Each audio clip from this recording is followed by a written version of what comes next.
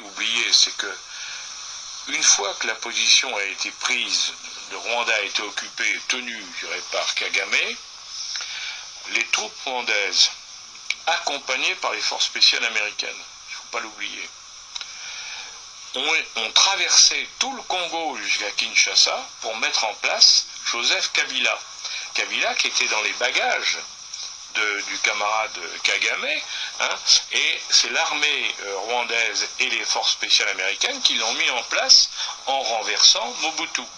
Le président Mobutu, qui à l'époque était un président très fatigué, qui vivait plus souvent en Suisse qu'en là-bas. Enfin, Mobutu n'était pas non plus une merveille. Hein. À ce moment-là, à la fin de sa vie, il ne faisait plus grand-chose. Mais ils ont renversé Mobutu et Kabila a pris le pouvoir. Bien sûr, Kagame a dit à Kabila, il faut que tu me rembourses de manière ou d'une autre. Moi, je t'ai mis au pouvoir, il faut récompense. Il faut une récompense. Et là, ça me permet de revenir un peu en arrière. Dans la guerre, qui a financé l'armée du FPR? Parce qu'elle était bien armée, le FPR était très bien armé. Hein. Qu'est-ce qui a financé le FPR pour venir prendre le pouvoir au Rwanda? Ce sont les compagnies minières américaines.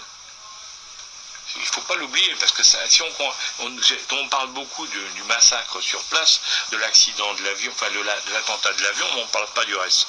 Ce sont les compagnies minières américaines qui ont financé le FPR pour prendre le pouvoir en Rwanda. Et pourquoi?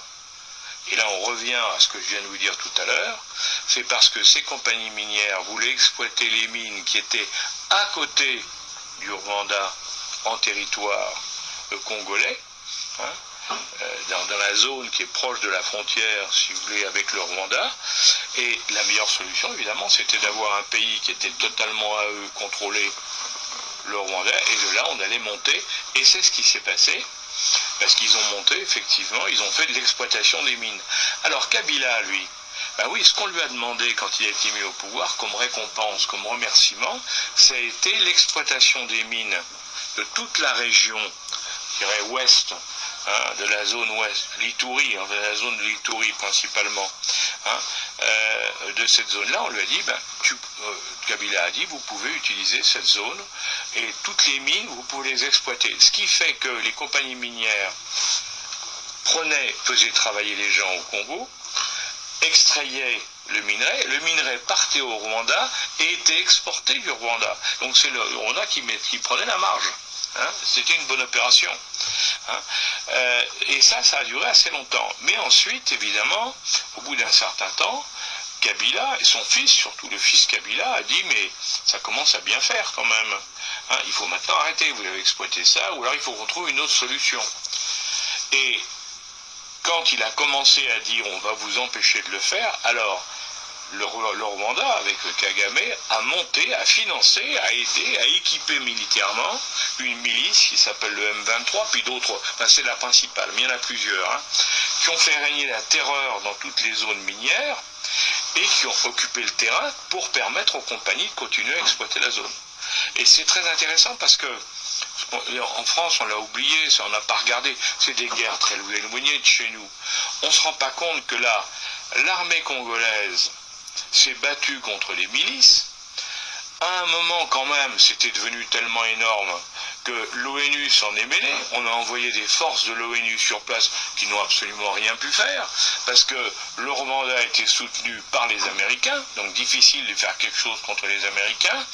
Et le Congo, lui, on sait qu'il y a beaucoup de problèmes, et puis en plus il y a beaucoup de corruption, donc ça marchait pas, il faut dire. Donc il y avait d'un côté un bloc avec le Kagame, ses équipes, les milices, tout était un bloc solide contre un bloc très flou, en définitive très mou, hein, avec la corruption, avec une inefficacité militaire notoire, hein, mais ça a fait, il faut bien le dire encore, ça a fait plus d'1 million de morts, largement plus d'1 million de morts.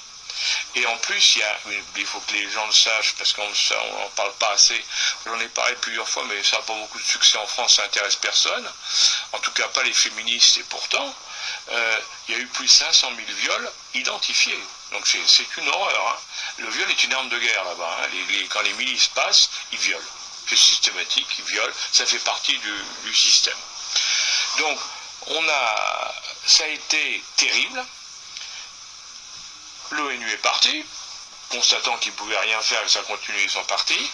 Et alors effectivement, il est en train de se passer quelque chose depuis Trump, hein, parce que bien sûr les démocrates ont toujours soutenu Kagame. Hein.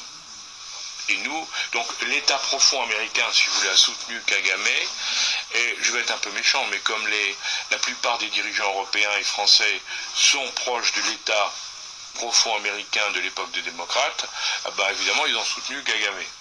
Là-dessus, il y a beaucoup à dire là-dessus. Mais il y a un changement avec Trump, parce que Trump, lui, d'abord il a dit mais c'est idiot, pourquoi? Parce que c'est ça le raisonnement. Il dit mais pourquoi va-t-on encourager à une guerre dans une partie du Congo pour exploiter des mines, hein, pour que la production minière parte dans le pays d'à côté pour être exportée vers les Occidentaux, alors qu'on se met d'accord avec le pays, en l'occurrence le Congo, et on peut parfaitement exploiter les mines au Congo directement. Pourquoi passer par un intermédiaire avec le problème de la guerre et tout?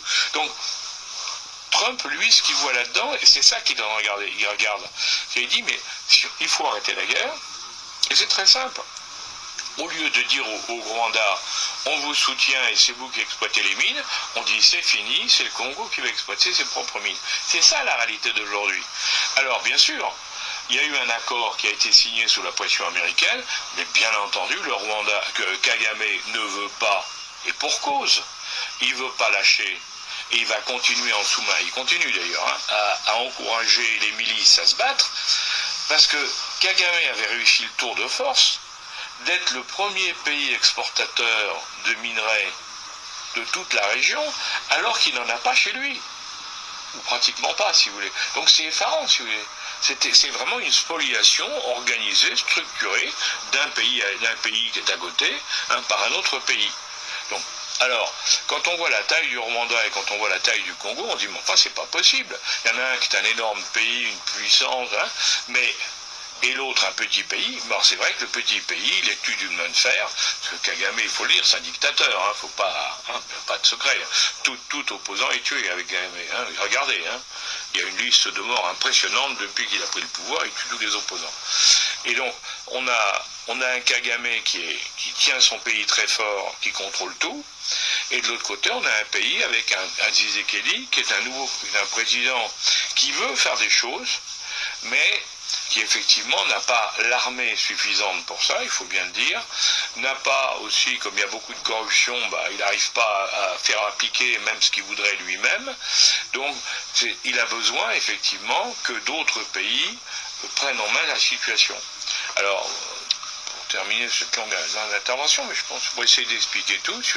Moi, quand j'ai vu le président français, qui avait pourtant fait ami avec Kagame, hein, et avec le Rwanda. Quand je l'ai vu aller au Congo, j'ai dit, bon, ça va, il s'aligne sur la position de Trump, et il va se mettre d'accord avec Tshisekedi, on va l'aider. Parce on peut l'aider. Si les pays européens, occidentaux disent on va aider le Congo, si on s'y met tous, je vous garantis que la situation, elle va changer rapidement. Le drame, c'est que nous on y a été, mais ça n'a servi à rien, et que pour le moment, il n'y a que Trump et son équipe qui sont en train de pousser pour rééquilibrer.